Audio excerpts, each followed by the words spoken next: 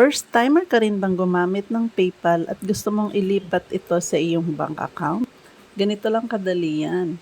Iko-convert muna natin siya, punta ka sa Google Chrome and then type paypal.com.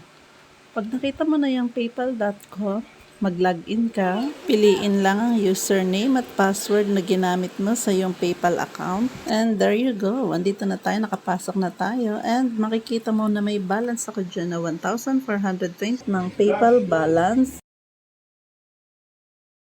And click Manage Currencies. Eto na tayo sa ating bank account na nakalink sa inyong PayPal.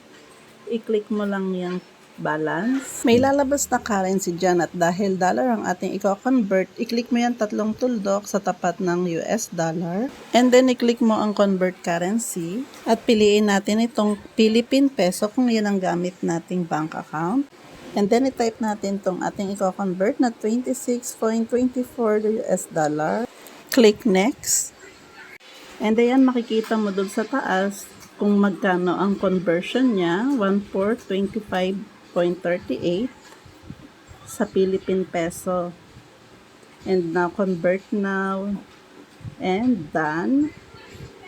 Okay na, nakapeso na yung ating US dollar. Ang gagawin naman natin ngayon is kung gusto mo siyang ipasok sa iyong bank account, ililipat na natin siya, itatransfer na natin siya sa ating bank account. Tayo dun sa application na dinownload mo na PayPal, dun tayo magta-transfer. And then, nakapag-login na tayo, i-click lang natin tong ating kinonvert kanina, 1,425. Nga pala guys, pagka bangko at below 7,000 yung ating ipapasok, meron siyang bawas na 50 pesos. And ayan, complete na. Na-transfer na natin. Zero balance ng ating PayPal. Thank you and goodbye!